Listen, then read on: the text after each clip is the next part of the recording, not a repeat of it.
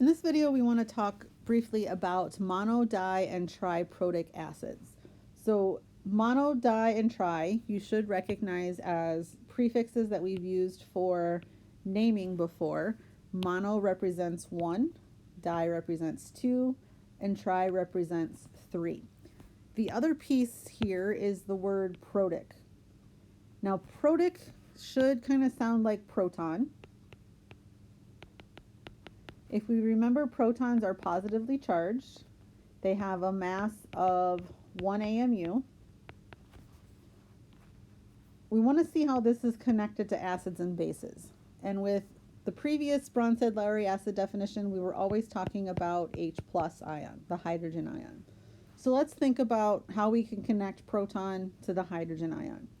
If you think about hydrogen atom, neutral. It has an atomic number of 1, so there's 1 proton. It has a mass of 1,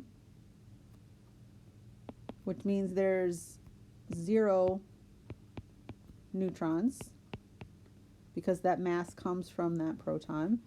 If it's neutral, that means there's 1 electron. So I have a positive thing and a negative thing making it neutral. If I want to convert that to the hydrogen ion, H+, that means I have to get rid of this electron. I already don't have any neutrons, so the only thing the hydrogen ion has is that 1 proton. That is why we very commonly call the hydrogen ion a proton. Now, it's not a proton like we've been talking about necessarily before, in that carbon has 4 protons. Carbon doesn't have 4 H plus ions in it. But because the H plus ion is only a proton, we commonly call it the proton. So that's where protic comes from. The 1, 2, and 3 is the number of hydrogens an acid has.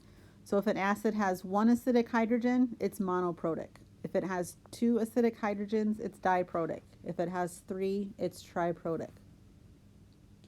The other thing we need to do is distinguish between acidic and non-acidic.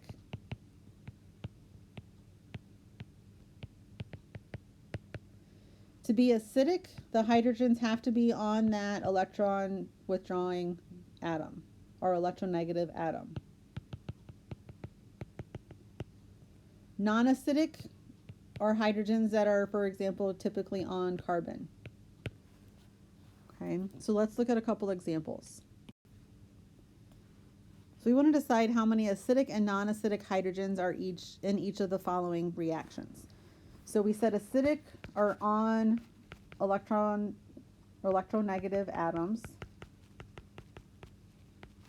Non-acidic most of the time are going to be on carbons. The other thing is your acidic hydrogens are usually written first in a formula, or sometimes last. The non-acidic are usually going to be in the middle. Now notice I said usually, not always. You have to be a little bit careful. It kind of depends on the source of the information, but it can kind of give you a hint, especially if you have things that are separated. We'll see some examples here. So this first one, we have hydrogen that's attached to a chlorine atom. Chlorine is electronegative, so that 1 hydrogen is acidic, and that's all it has.